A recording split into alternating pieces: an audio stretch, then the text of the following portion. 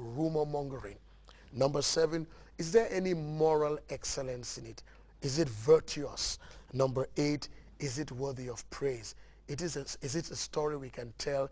Is it something we can write as a legacy for our children and for others to follow us? And the Lord Jesus Christ says, if we can meditate on these 8 things, our lives would begin to touch the standard of God.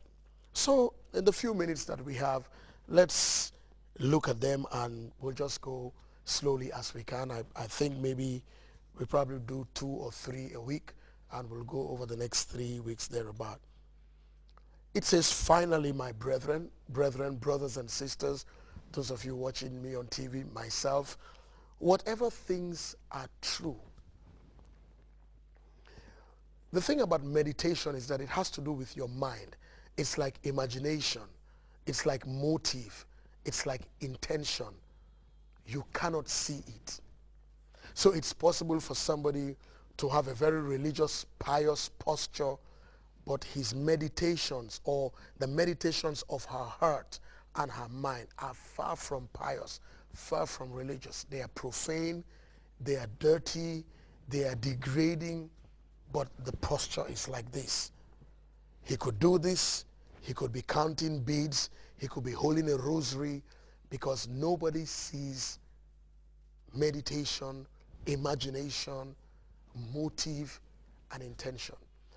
But God is saying that if you want your life to come to that level of my standard of purity, of holiness, of just enjoying life and not looking behind your shoulder and apologizing and building a story to cover your story, then your meditations must be on things that are true.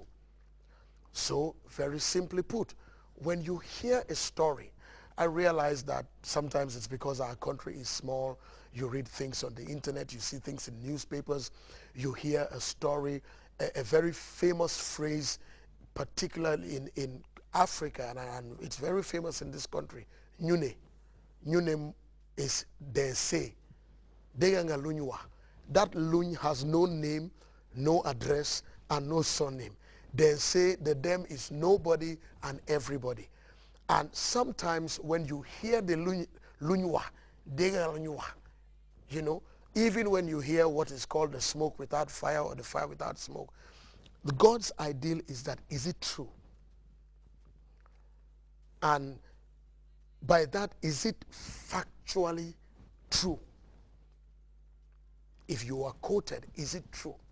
This is God's ideal, which you fall short of, and certainly which I fall short of. But there's nothing like having an ideal, because you aspire to it.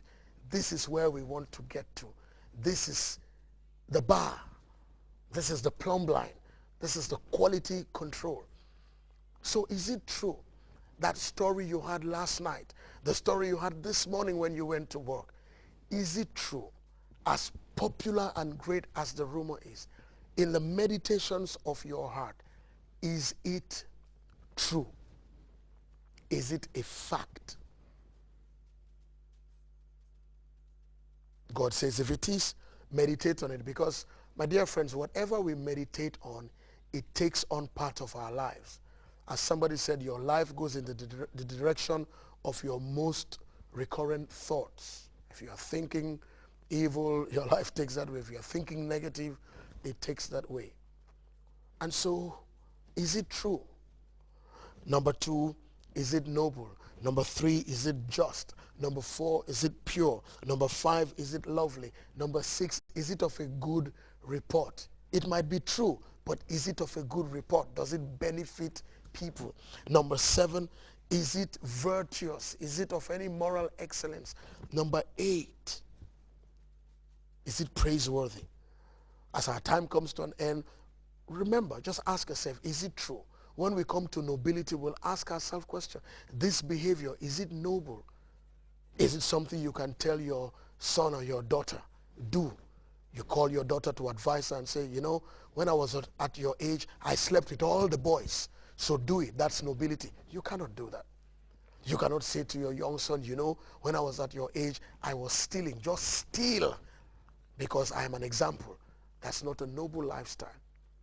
And so when we begin to grade ourselves 1 to 5 on truth, nobility, just, purity, loveliness, good report, virtue, praiseworthy, how will we score? This is what we are going to check on because it was a final word, and I hope it will be of blessing to us. Our time is up and we shall continue from here. It's Philippians in the Bible, chapter 4, verse 8 and maybe part of verse 9, but it's all in verse 8. So I pray that God blesses us all as we walk towards this for a great nation. Have a good evening. God bless you and good night.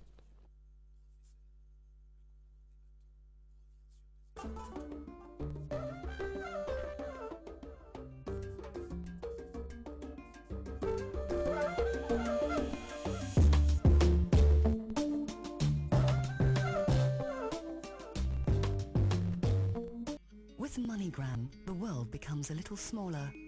Borders become bridges. Oceans become opportunities. And any day becomes a good day to connect. Be it to send money or receive it. Our low rates, 10-minute transactions, and thousands of locations worldwide make connecting easy. And easy is good. MoneyGram. Money transfer. Choice is in your hands. Who wants to be a millionaire? Hello. Hi. Hi, baby boy. Please give a big round of applause. On my journey, jumps when they start to follow me. Hammer luck, some days they suck. We live for the buck, we get for the family.